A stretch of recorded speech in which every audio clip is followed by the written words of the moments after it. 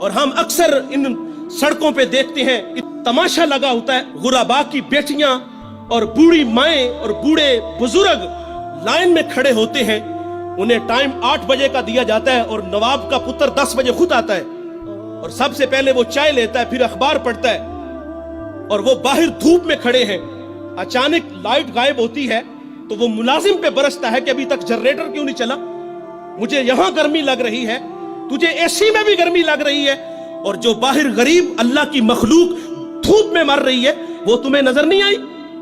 اللہ ایسی سخاوت کو ایسے مخیر حضرات کے منہ پہ مارے گا۔ اور ابو بکر خدمت کے لیے جاتے ہیں، جذبے کیسے ہیں؟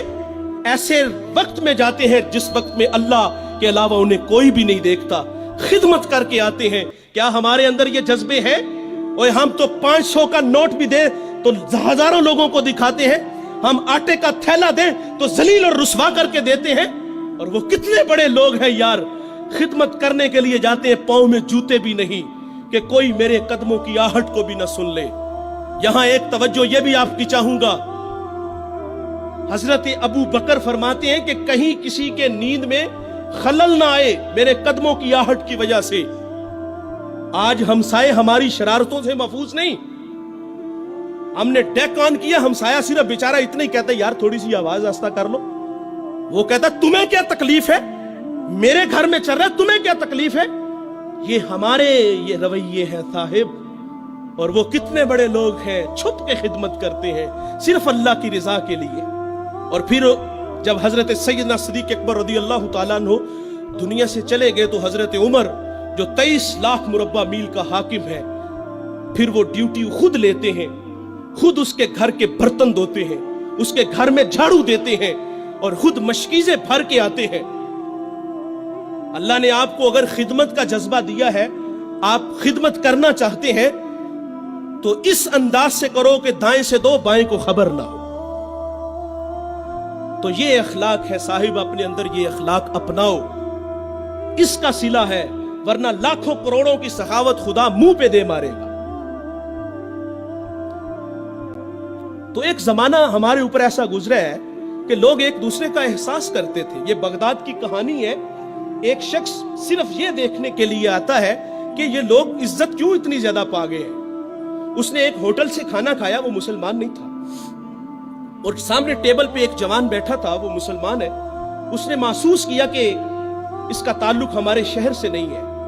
خیر کاؤنٹر پہ جا کے اس کا بل دیا، اور اس صاحب نے کھانا کھایا، بل دینے کے لیے کاؤنٹر پہ گیا تو کہا آپ کا بل ادا ہو گیا ہے۔ کہا یہاں تو مجھے کوئی جانتا نہیں، میں اجنبی ہوں۔ کہا ایسے ہی ہے، ایک مسلمان تھا اور اس نے آپ کا بل دیا اور چلا گیا۔ رکا اس لیے نہیں کہ آپ شکریہ کے لیے آگے بڑھیں گے، تو اس نے یہ بھی اپنے لیے مناسب نہیں سمجھا کہیں یہ نفس کی غذا نہ بن جائے۔ وہ اس بات سے متاثر ہوا، پھر ایک دکان پہ گیا، اسے کوئی چیز چاہیے تھی۔ جب دکان پہ گیا تو اس نے کہا یہ چیز مجھے چاہیے، قیمت طے ہوئی۔ تو دکاندار پتہ کیا کہتا ہے؟ وہ کہتا ہے بھائی اسی معیار کی، اسی قیمت میں وہ جو سامنے دکان ہے، اگر یہ چیز تم اس سے خرید لو تو تمہیں کوئی اس پہ اعتراض تو نہیں؟ کہا مجھے چیز چاہیے۔ وہ سامنے دکان پہ گیا، اس نے وہ چیز خریدی، خرید کے جانے لگا، لیکن یہ تجسس تھا، اس نے ایسا مجھے کیوں کہا؟ یہ خود بھی تو نفع لے سکتا تھا، فائدہ تو اسے بھی ہو سکتا تھا، لیکن اس نے مجھے اس کے پاس کیوں بھیجا؟ دوبارہ پھر پلٹتا ہے اور آ کے کہتا ہے بھائی وہی معیار ہے، وہی قیمت ہے، لیکن اس کے پاس بھیجنے کا مقصد کیا تھا تیرا؟ اس نے کہا بھائی میں صبح سے اس وقت تک میرے پاس بڑے گاہک آئے ہیں اور میں نے اپنے بیوی بچوں کے لیے رزق روٹی اکٹھی کر لی ہے، اور وہ جو سامنے بھائی ہے اس کے پاس صبح سے لے کر اس وقت تک کوئی گاہک بھی نہیں آیا، تو میری آرزو تھی کہ تو اس سے جا کے خرید لیتا تاکہ وہ بھی اپنے بچوں کے لیے رزق روٹی لے جاتا۔ ایک ایسا زمانہ تھا، ہمارے اخلاق اتنے اچھے تھے، ہم ایک دوسرے کا خیال رکھتے تھے۔